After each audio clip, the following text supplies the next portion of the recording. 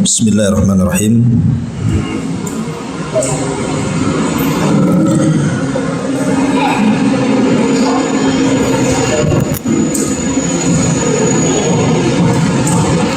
Assalamualaikum warahmatullahi wabarakatuh.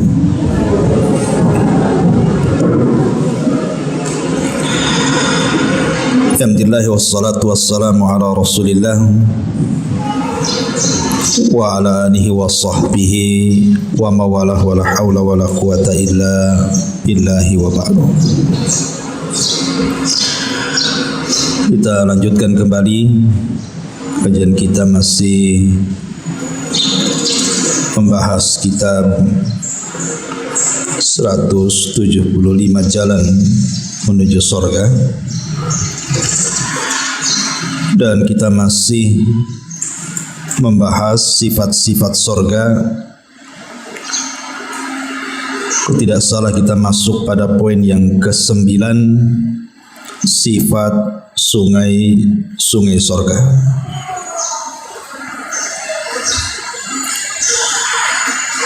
Nabi sallallahu alaihi wasallam bersabda di sini, Al-Kautsaru nahrun fil jannati hafatahu min dhahabin majrahu 'alal yaquti wadh-dhurri turbatuhu atyabu minal miski wa ma'uhu ahla minal asali wa ashaddu bayadan minal thalji. Al-Kautsar adalah sebuah sungai yang ada di dalam sorga. Yang kedua, tepinya terbuat dari emas. Aliran airnya di atas berlian dan permata. Debunya lebih wangi daripada minyak kasturi, dan airnya lebih manis daripada madu, dan lebih putih daripada salju. Kemudian Nabi SAW juga mengatakan, Anharul jannati takhruju min tahti tilalin au min tahti jibali miskun. Sungai-sungai sorga bersumber dari bawah tebing-tebing atau dari bawah gunung-gunung minyak misik. Dan Nabi SAW mengatakan, Inna fil jannati bahrul ma'i wa bahrul asali wa bahrul labani wa bahrul khamri thumma tushakkikul anharu ba'dah. Sesungguhnya di dalam sorga ada lautan air, lautan madu, lautan susu, lautan khamr. Kemudian darinya mengalir sungai-sungai ke dalam sorga. Baik. Ma'asyiral muslimat yang dimuliakan Allah Subhanahu wa taala, di antara keindahan sorga adalah Allah Subhanahu wa taala ciptakan di sorga itu ada sungai-sungai yang mengalir. Dan di dunia saja terkadang orang yang kelebihan uang kalau membangun rumah itu di areal yang cukup luas, terkadang dibuat semacam sungai-sungaian, kolam-kolaman dan begitu seterusnya, karena memang salah satu tabiat manusia suka dengan sungai. Makanya banyak wisata-wisata di negeri kita itu yang berkaitan dengan sungai, yang berkaitan dengan air gitu ya. Karena memang tabiat manusia suka dengan air.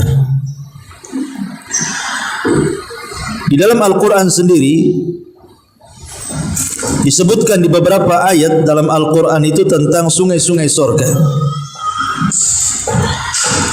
Di antaranya disebutkan dalam surah Muhammad ayat 15. Allah Subhanahu wa taala mengatakan fiha anharun min ma'in ghairi asin wa anharun min labanin lam yataghayyar ta'muhu wa anharun min khamrin ladzati lisyaribin wa anharun min asalin musaffah. Di dalam surga ada sungai-sungai dari air yang tiada berubah rasanya, tiada berubah baunya, sungai-sungai dari air susu yang tidak berubah rasanya, sungai-sungai dari khamr yang lezat rasanya, dan sungai-sungai dari madu yang telah disaring. Ini disebutkan dalam surah Muhammad ayat ke-15. Ma'asyiral muslimat yang dimuliakan Allah Subhanahu wa taala. Baik, kita bentangkan sedikit bicara soal sungai surga ini. Dalam sebuah hadis ketika Nabi sallallahu alaihi wasallam dinaikkan ke Sidratil Muntaha dalam peristiwa Isra dan Mi'raj, salah satu yang diperlihatkan Nabi sallallahu alaihi wasallam pada peristiwa itu adalah di mana Nabi sallallahu alaihi wasallam mengatakan, aku dinaikkan ke Sidratil Muntaha di langit ke-7, dan Sidratil Muntaha itu, Sidrah itu artinya pohon bidara. Tetapi tentu pohon ini akan berbeda dengan pohon yang ada di bumi. Karena Rasul mengatakan buahnya seperti kendi yang indah, daunnya seperti telinga gajah, dan dari batangnya keluar 2 sungai zahir dan 2 sungai batin. Kemudian Nabi SAW bertanya, ya Jibril, apa maksudnya 2 sungai zahir dan 2 sungai batin itu? Maka Nabi SAW, adapun 2 sungai yang batin semua ada di sorga. Adapun 2 sungai yang zahir adalah sungai Nil dan sungai Efrat. Sungai Nil dan sungai Efrat.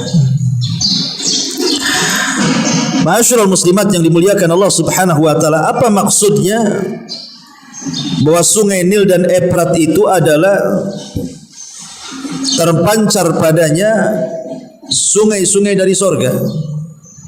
Karena ada riwayat yang lain yang sanadnya hasan,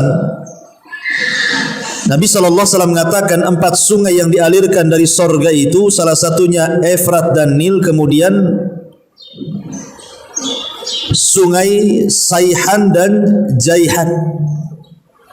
Ada namanya sungai Sayhan dan juga Jaihan, berarti ada 4 semuanya. Ada sungai Efrat, ada sungai Nil, ada sungai Sayhan, dan ada sungai Jaihan. Ini semua sungai ini berasal dari sorga. Adapun sungai Efrat, ma'ruf ya, mengalir dari Turki sampai ke Irak, itu disebut Efrat namanya. Kemudian sungai Nil, ma'ruf, dia mengalir dari Mesir sampai ke Sudan. Adapun sungai Sayhan, ada yang mengatakan dia mengalir dari Turki sampai ke laut Mediterania. Itu disebut sungai Sayhan namanya. Adapun Jaihan, wallahu alam, tidak diketahui. Saya sudah nyari-nyari di Google pun tidak tahu di mana ya. Kalau Efrat jelas dari Turki ke Irak, kemudian Nil dari Mesir ke Sudan, kemudian sungai Sayhan dari Turki ke Mediterranean, dan salah satunya Jaihan. Intinya bahwa ini 4 sungai ini ada erat kaitan dengan sorga. Tapi masalahnya apa pemahamannya? Kenapa Nabi SAW sampai mengatakan dalam hadis ini 4 sungai yang dialirkan dari sorga, Efrat, Nil, Sayhan, dan Jaihan ini? Disebutkan oleh sebagian para ulama bahwa yang dimaksud di sini asal aliran airnya. Jadi dulu ketika Allah menciptakan bumi ini, kemudian Allah menciptakan sungai Nil, Efrat, Saihan dan Jaihan ini, itu aliran pertama kali dari sorga, dari Sidratil Muntaha. Tapi kemudian dengan berlalunya waktu, maka tabiatnya berubah. Sama lah dengan Hajar Aswad kan. Dulunya kan putih Hajar Aswad itu. Tapi karena dosa-dosa anak Adam, sehingga yang tadinya putih menjadi hitam. Jadilah Hajar Aswad. Ataupun sama dengan penciptaan manusia. Dulu asalnya dari tanah, tapi dengan berkembangnya manusia sudah tidak dari tanah lagi kan. Jadi maksudnya Sungai Efrat, Sungai Nil, Jaihan, ini semua artinya asal airnya. Asal air pertamanya itu Saihan dan Jaihan, Nil dan Efrat ini dari sorga. Tapi dengan lamanya waktu dan berjalannya zaman sehingga berubah tabiatnya. Sudah tidak jernih lagi mungkinnya. Sudah tidak lagi asli dan begitu seterusnya. Ini satu pendapat. Pendapat yang kedua, ada yang mengatakan bahwa nanti apabila kiamat dibangkitkan, maka sungai-sungai yang di sorga itu semua berasal dari sungai-sungai yang ada di dunia, airnya. Jadi air yang ada di sorga itu berasal daripada air yang ada di dunia. Salah satunya dari Sungai Nil, Sungai Efrat, Sungai Saihan dan Jaihan ini. Kemudian tabiatnya dirubah, dibalik gitu ya. Tabiatnya dirubah, tidak sebagaimana lagi rasa air, kejernihan air yang ada di dunia. Karena kalau sudah dimasukkan ke sorga, berarti sifat-sifatnya akan berubah dengan sendirinya. Sebagaimana Nabi SAW mengatakan, "Mala ainun ra'at, wala udhunun sami'at, wala khatara ala qalbi bashar." Bahwa kenikmatannya tidak pernah dilihat mata, didengar telinga, terlintas pun tidak artinya sifat-sifatnya akan berubah dengan sendirinya. Wallahu alam, ini kan perkara gaib ya. Ini kan hanya ijtihad para ulama seperti itu. Tetapi yang jelas bahwa di sini ada hubung kait antara 4 sungai di dunia ini dengan sungai yang ada di sorga. Ma'asyiral muslimat yang dimuliakan Allah Azza wa Jalla, yang luar biasanya adalah disebutkan oleh para ulama ketika bicara tentang sifat sungai yang ada di sorga. Pertama, kalau kita bicara tentang sifat-sifat sungai di sorga, pertama airnya bisa diminum dengan rasa bermacam-macam. Jadi kalau sungai di dunia ini kan ya satu rasa sajalah, air tawar. Itu pun kalau bisa diminum kan, karena sebagian sungai di negeri kita saja sudah bercampur baur dengan macam-macam kotoran dan nggak bisa diminum lagi. Saya aja pulang ke Jawa Barat, satu sungai pun sudah tidak bisa digunakan untuk mandi karena sudah banyak limbah tahu di sana. Ya. Artinya kalaulah seandainya kita ini mendapatkan sungai yang jernih, ya rasanya cuma satu, tawar aja. Tetapi di sorga itu Allah Subhanahu wa taala buat berbagai macam ragam rasa dan beraneka ragam warna. Jadi warnanya beraneka ragam, rasanya juga beraneka rasa. Dan itu sudah saya sebutkan tadi, disebutkan di dalam surah Muhammad ayat 15. Mathalul jannati allati wu'idal muttaqun fiha anharun min ma'in ghairi asin wa anharun min labanin lam yataghayyar ta'mu wa anharun min khamrin ladzati lisyaribin wa anharun min asalin musaffah. Perumpamaan sorga yang dijanjikan kepada orang-orang yang bertakwa, di dalamnya terdapat sungai-sungai dari air yang tidak berubah rasanya, kemudian dari air susu yang tidak berubah rasanya, kemudian dari sungai khamar yang lezat sekali bagi peminumnya, dan dari sungai madu yang murni dan sudah disaring. Ini yang pertama. Yang kedua, arah aliran sungai di sorga itu bisa dialirkan kemana saja sesuai dengan kehendak kita. Ibu mau dialirkan kemana nih? Kalau di dunia ini kan tidak bisa.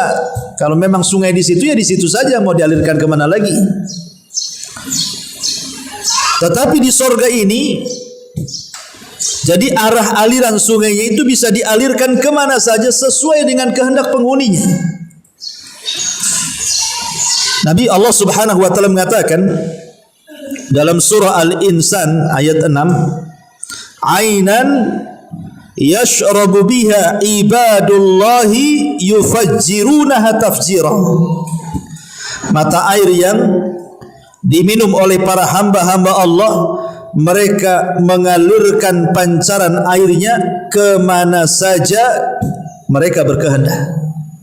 Artinya bahwa air ini bisa ibu belok-belokkan lah, terserah ibu mau belok kemana kan, mau ditaruh sebelah mana, dia akan menurut perintah penghuni surganya dengan izin Allah Subhanahu wa taala. Kemudian yang ketiga, jadi aliran sungai di surga itu mengalir dari gunung-gunung misik, gunung-gunung minyak kasturi, sebagaimana hadis yang kita baca ini, annaha atau anharul jannati takhruju min tahti tilan atau min tahti jibalin miskun. Sungai-sungai di surga itu bersumber dari bawah-bawah tebing atau dari bawah-bawah gunung-gunung minyak kasturi. Ini di antara sifat-sifatnya. Kemudian yang nomor 4, bahwa sungai-sungai di surga itu tidak ada ukhdud. Ukhdud itu maksudnya penghalang kiri kanan. Ibu kalau mau mengaliri air tentu harus dibendungkan kiri kanan supaya airnya berada di tengah-tengah. Kalau tidak dibendungkan meluber kemana-mana tuh. Itu disebut ukhdud namanya. Kita taruh bata sini, airnya di tengah-tengah.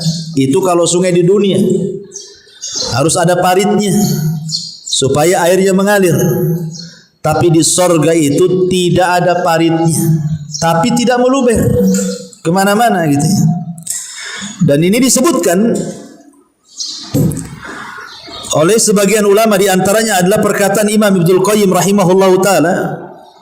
Kata beliau, anharul jannati wa in jarat fi ghairi ukhdud, bahwa sungai-sungai sorga itu dia mengalir tanpa ada paritnya. Jadi tidak ada dinding kiri kanan yang tidak ada, tapi ya tidak melober. Itu herannya. Dan ini juga disebutkan oleh Imam Ibnu Katsir rahimahullahu taala, bahwa sungai di sorga itu tidak ada dinding kiri kanan atau tidak ada paritnya, menunjukkan keanehan, keajaiban sungai sorga gitu ya. Luar biasa. Kemudian juga di antara sifat sungai-sungai sorga ini, dia akan mengalir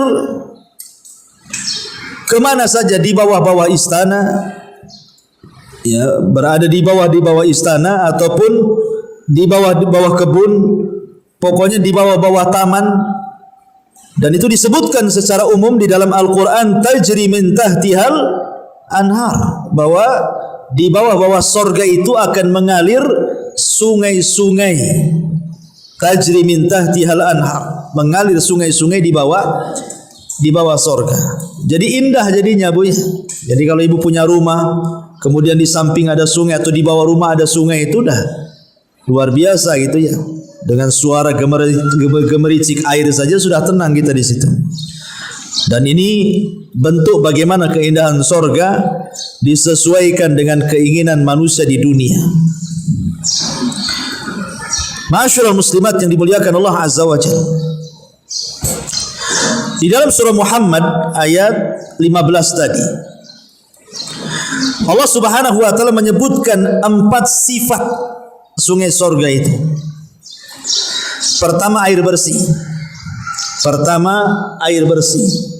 Di dunia mencari air bersih saja Bu harus beli kan Bu. Ibu mau minum saja harus beli galon tuh. Ya, ada yang murah beli di depot gitu ya. Ada yang agak mahal beli galonan di swalayan, minimarket.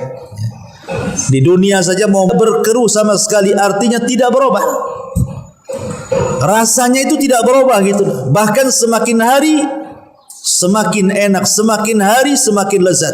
Itulah sifat air di sorga. Pamannya hari ini kita minum dari sungai akan beda rasanya dengan besok, akan beda rasanya dengan lusa dan begitu seterusnya. Karena keindahan sorga itu yazdad, bertambah dan bertambah. Kemudian yang kedua disebutkan di sini bahwa Allah Subhanahu wa taala menyediakan kepada penduduk sorga itu bukan hanya sungai dari aliran bersih saja, tetapi juga wa anharun min labanin lam yataghayyar ta'mu, dan sungai dari susu yang tidak berubah rasanya. Logika Bu ya. Ibu mamanya nuang susu hari ini, jangan langsung diminum Bu. Minggu depan diminum Bu. Apa enggak mencret? Karena sudah berubah kan rasanya. Dan subhanallah, surat Bu namanya surah Al-Baqarah. Kenapa surat itu disebut surat Al-Baqarah? Padahal dalam surat Al-Baqarah itu banyak cerita. Ada cerita para nabi seperti cerita Ibrahim, cerita Ismail, cerita Ka'bah.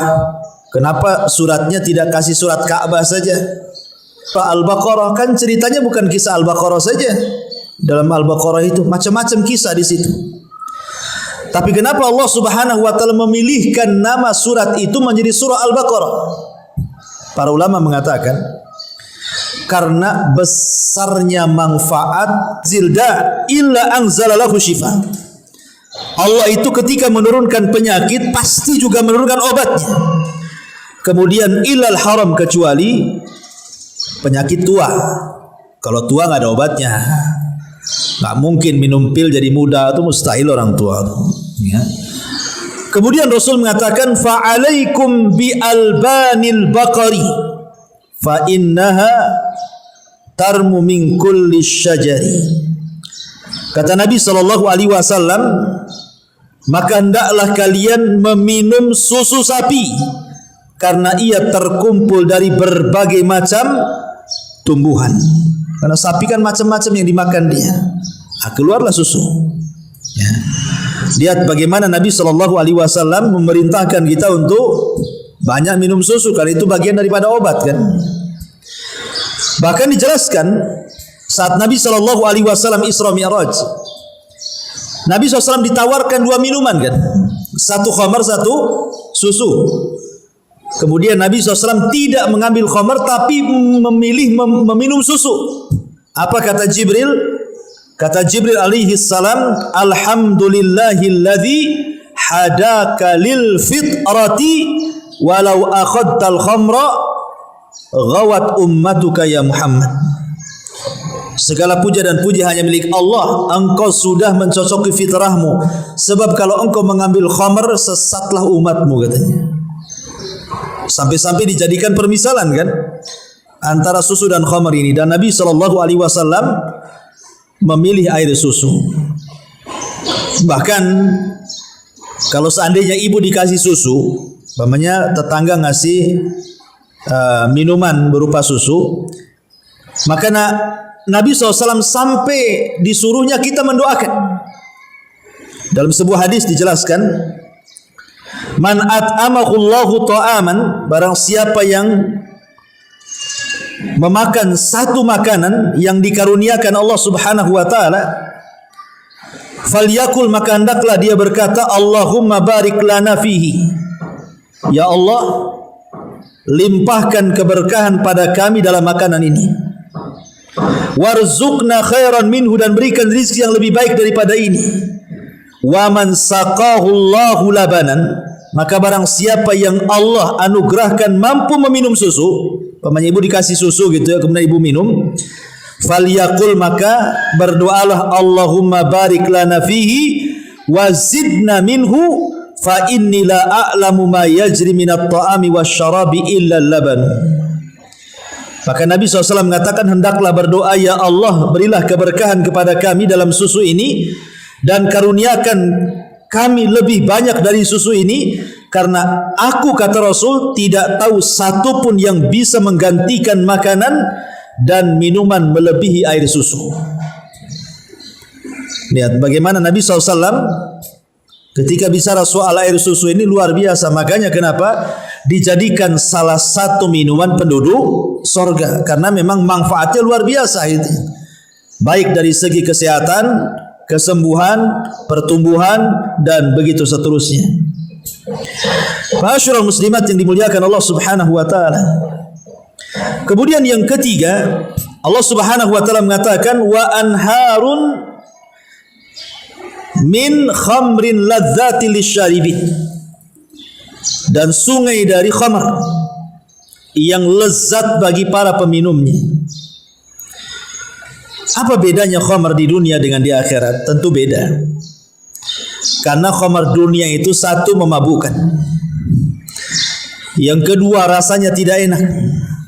Yang ketiga, minimalnya membuat pusing. Yang keempat, menghilangkan akal. Yang kelima, membuat penyakit. Itulah khamar dunia. Coba lihat orang mabok tuh, Bu. Orang mabok itu, saya pernah tanya sama orang mabok itu, rasanya apa orang mabok? Ya, kalau orang baru latihan pusing Ustaz katanya. Pusing kalau baru nyoba-nyoba itu pusing kepalanya katanya. Nanti kalau sudah kecanduan baru ngeplay katanya. Lupa tuh, kadang-kadang mencaci maki orang, kadang-kadang mukul orang. Namanya khamar, menghilangkan akal. Ya, nanti kalau sudah hilang tuh, sudah sadar hilang pengaruhnya itu, ada pusing kepala, kadang-kadang muntah-muntah dan macam-macam penyakit datang. Itu khamar di dunia tuh. Ya. Tapi khamar di akhirat tidak. Makanya kenapa Allah Subhanahu wa taala mengatakan ladzati lisyaribin, bahwa khamar di akhirat itu sangat lezat bagi peminumnya. Kenapa Rasul sampai mengatakan barang siapa yang minum khamar di dunia, dia tidak akan minum khamar di akhirat. Man syaribal khamra fid dunya lam yashrabhu fil akhirah. Siapa yang minum khamar di dunia, dia tidak akan minum khamar di akhirat. Karena lihat, walaupun Quran sudah jelas-jelas mengharamkan khamar kan, bahkan dikatakan termasuk kotoran, termasuk amal setan, tidak akan beruntung, macam-macam ancamannya di Quran itu. Bahkan Nabi SAW sampai membuat hukum orang yang mabuk itu dicambuk 40 kali di zaman Umar, ditambah sampai 80 kali. Tapi masih juga ada orang yang minum khamar, makin hari makin banyak, bahkan dikelabui lagi. Bagaimana caranya? Sudah jangan sampai disebut khamar, entah dibuat anggur, jus atau apa, yang penting kesannya bukan khamar. Ya, dikasih merek-merek gitu kan, supaya kesannya tidak khamar. Itu minuman kaleng, kasbat namanya kan. Nah, itu khamar padahal diminum mabok kan, disangka minuman kaleng tuh. Itu dijual di mana-mana, ya kan? Jadi kenapa kemudian keinginan manusia kepada khamar di dunia ini kuat? Berarti Allah tahu kesenangan manusia, cuman karena itu diharamkan maka tak boleh diminum. Tetapi di akhirat Allah berikan khamar terbaik. Karena khamar sendiri sebenarnya kan diambil dari fermentasi apa namanya, buah-buahan atau apa gitu kan. Sebenarnya itu minuman baik sebenarnya. Tapi menjadi tidak baik yaitu ketika kemudian sari-sari tersebut menjadi memabukkan. Tapi Allah Subhanahu wa taala tahu kehendak manusia, Allah buatkan juga sungai khamar itu. Kemudian yang terakhir, Allah Subhanahu wa taala mengatakan wa anhar min asalin musaffa, dan sungai dari madu yang tersaring. Di dalam surah An-Nahl Allah Subhanahu wa taala mengatakan wa auha rabbuka ilan nakhli anittakhidi minal jibali buyutan wa minas syajari wa mimma ya'rushun. Dan Tuhanmu telah mengilhamkan kepada lebah, buatlah sarang di gunung-gunung, di pohon-pohon kayu, dan di tempat-tempat yang dibikin manusia. Dari sini kita tahu bahwa madu itu bertingkat-tingkat kualitasnya. Karena Allah Subhanahu wa taala menyebutkan tingkatannya tuh. Ada yang disebut dengan madu jabali. Jabali itu madu yang diambil dari lebah-lebah yang ada di gunung-gunung, di bukit-bukit. Ini madu yang paling tinggi kualitasnya.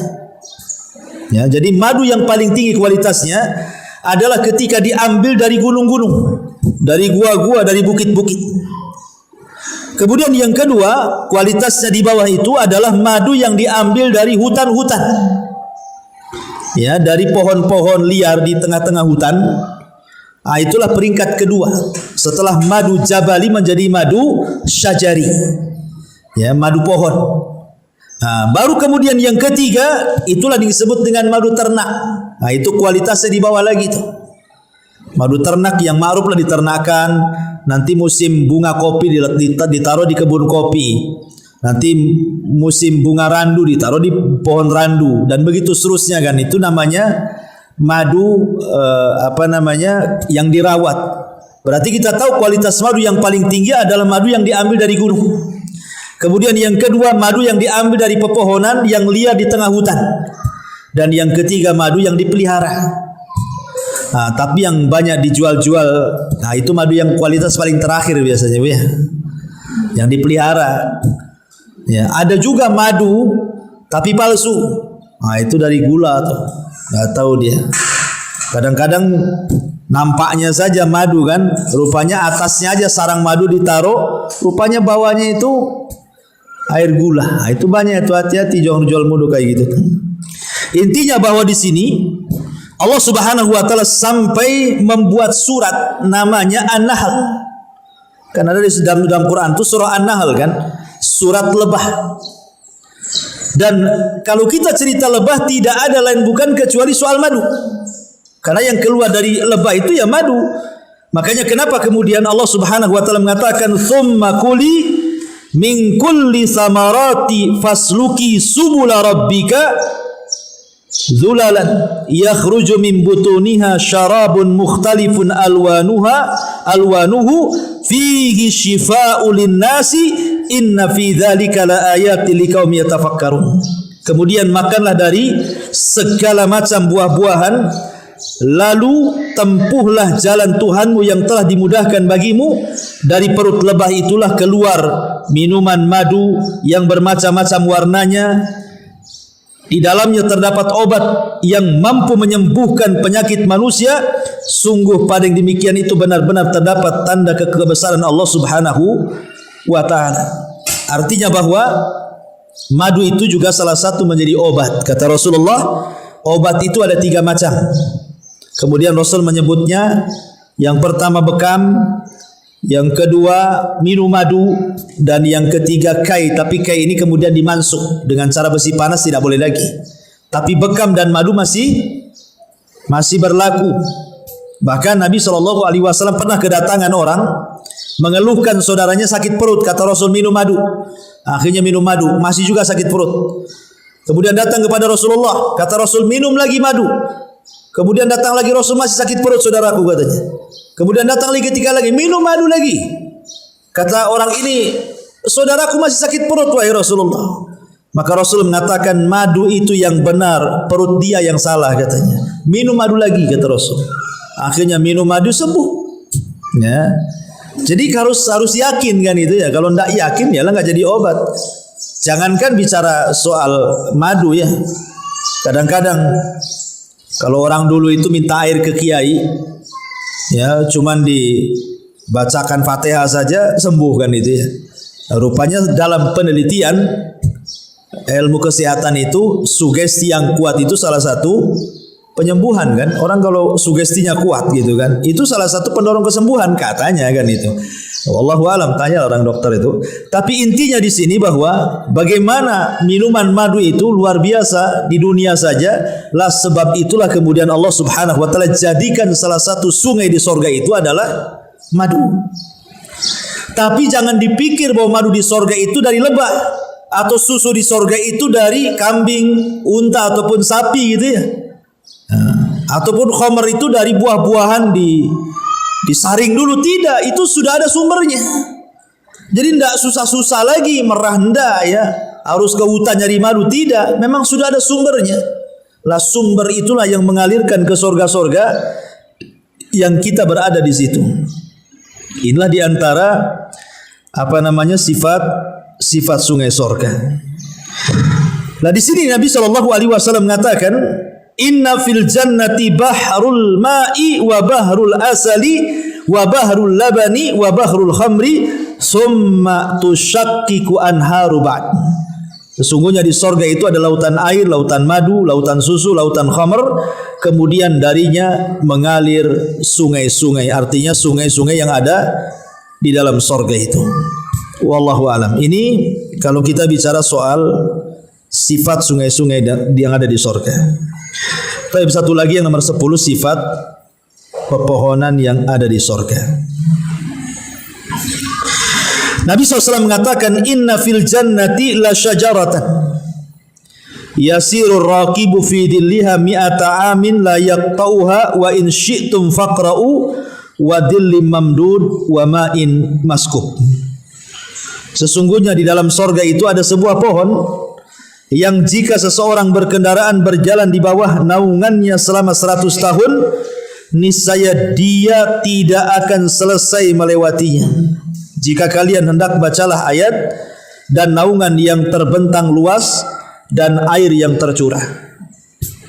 Kemudian Rasul mengatakan, Inna fil jannati la syajaratan yasirur raqibu al-jawad al-mudhammar as-sari'a mi'ata amin ma yaqtauha. Sesungguhnya di dalam sorga ada sebuah pohon yang jika seseorang penunggang kuda yang terlatih dan cepat berjalan melewatinya dalam 100 tahun, niscaya tidak akan terputus bayangannya.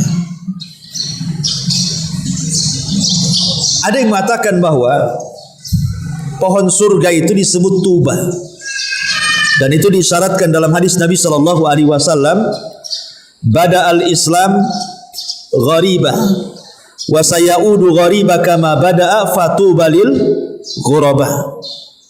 Awal kedatangan Islam itu asing dan akan kembali asing di akhir zaman, maka beruntunglah orang-orang yang asing. Dalam hadis itu ada kalimat fatubah. Ada yang mengatakan tuba itu adalah syajaratul jannah. Jadi pohon-pohon sorga, itulah tuba namanya. Yang kalau seandainya kita memacu kuda tuh Bu, 100 tahun itu bayangannya nggak akan hilang. Padahal niat ibu nanam mangga di depan gitu ya, atau nanam pohon besar itu kan, yang diharapkan kan salah satu manfaatnya bayangannya kan Bu. Ibu ingin dapat bayangannya dari pohon itu, supaya kalau tengah hari ya kita bisa duduk di bawahnya, atau bayangannya tidak terlalu panas ke dalam rumah. Intinya bahwa manfaat pohon itu adalah salah satunya diambil bayangannya.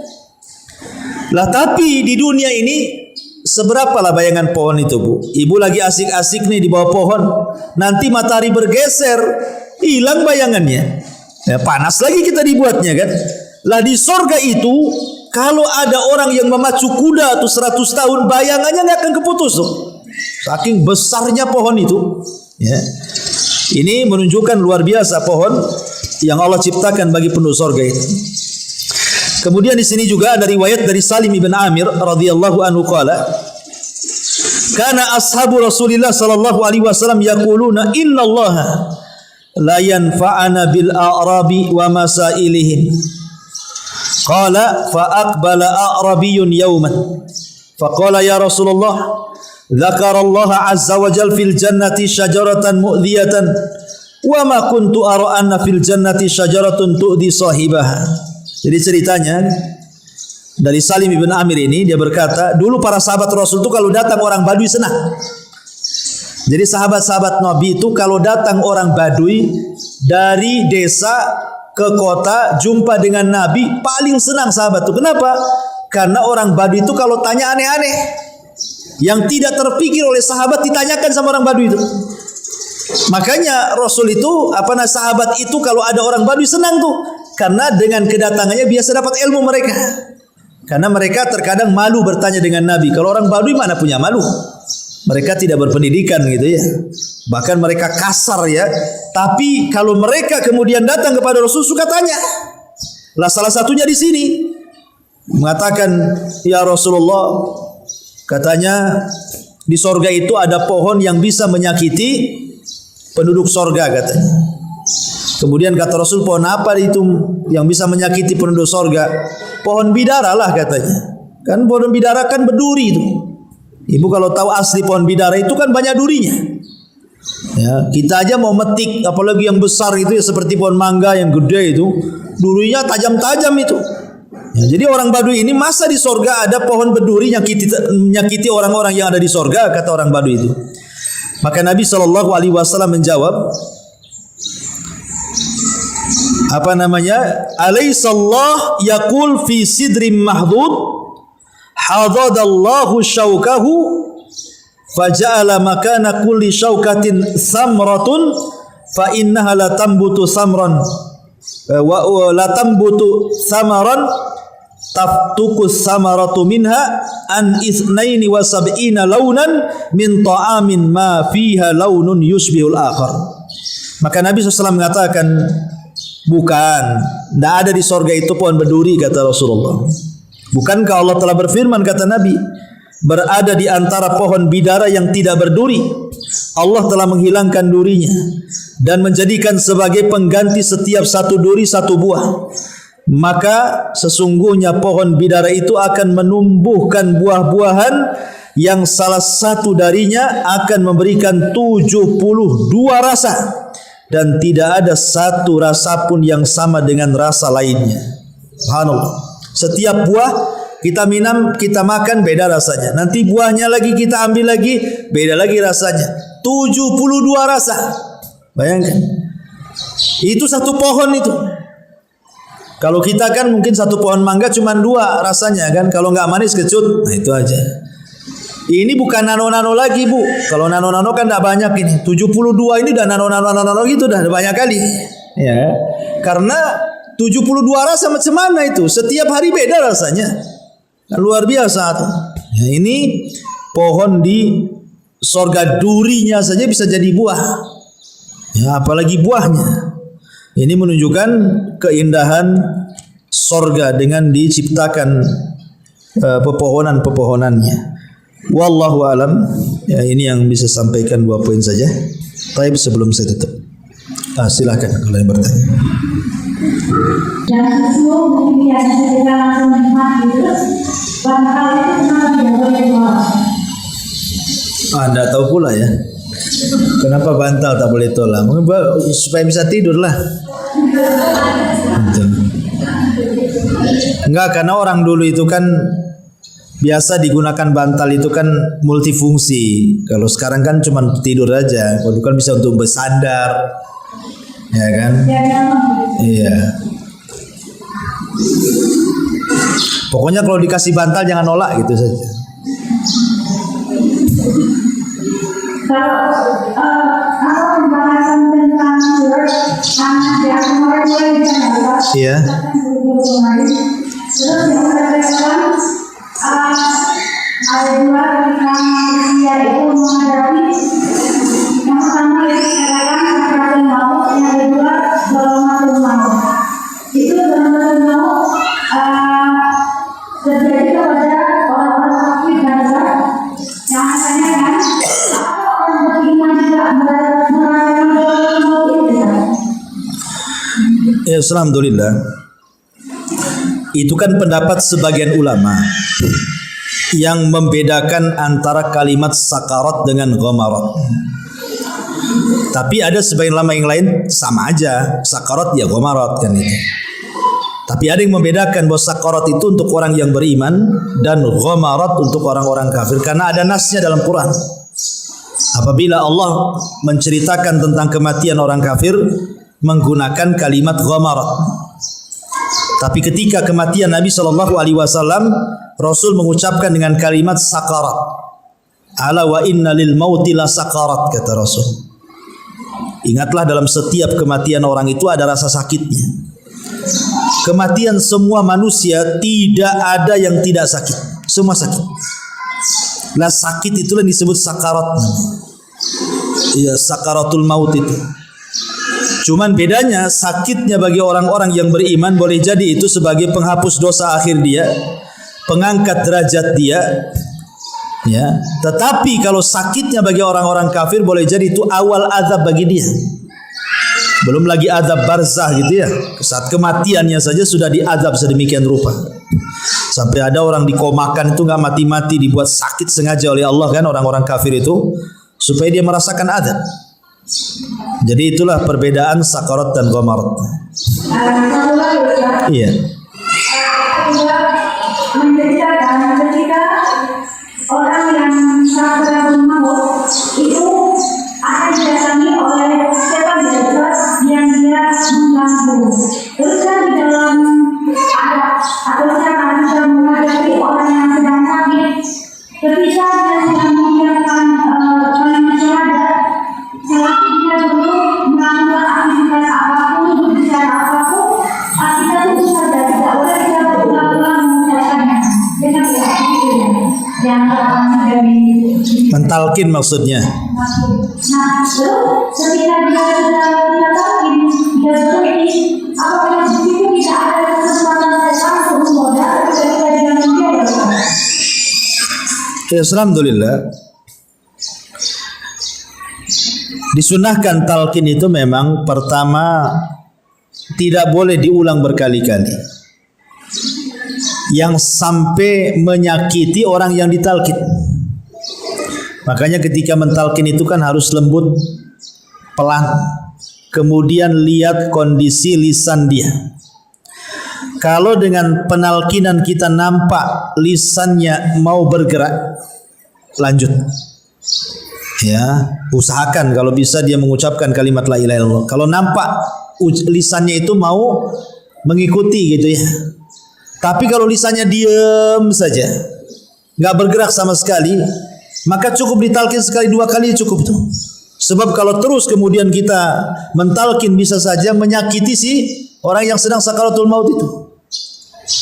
Ya, maka sebaiknya berhenti. Yang penting orang yang hidup sudah berusaha mentalkin. Tapi kalau mulutnya diam saja ngapain? Nanti tersakiti pula dengan suara kita tuh. Nah, tapi kalau nampak lisannya gerak-gerak, oh berarti maulah ngikutin tuh. Nah, kalau nampak gerak-gerak, lanjutkan. Mudah-mudahan dia mau mengucap kalimat itu. Wallahu a'lam.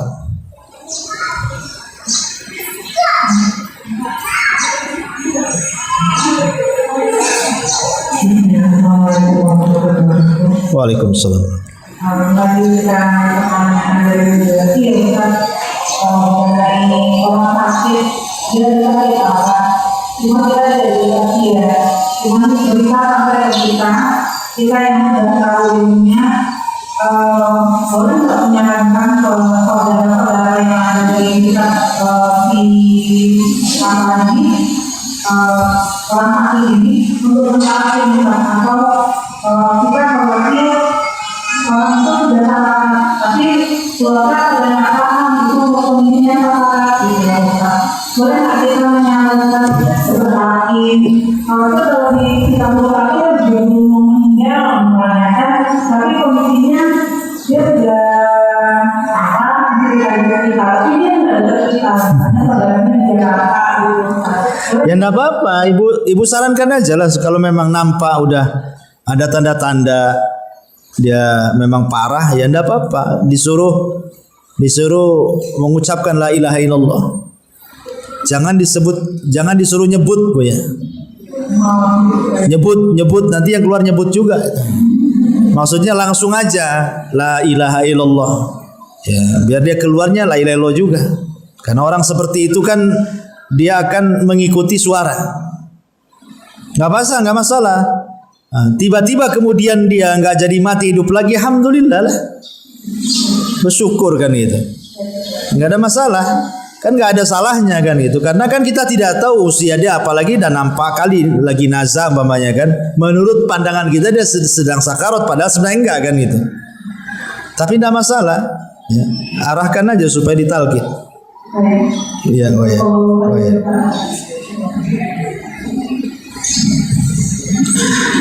Baik, di sini aja. Kita tutup. Subhanallah bihamdika, asyhadu an la ilaha illa anta astaghfiruka wa atubu ilaik.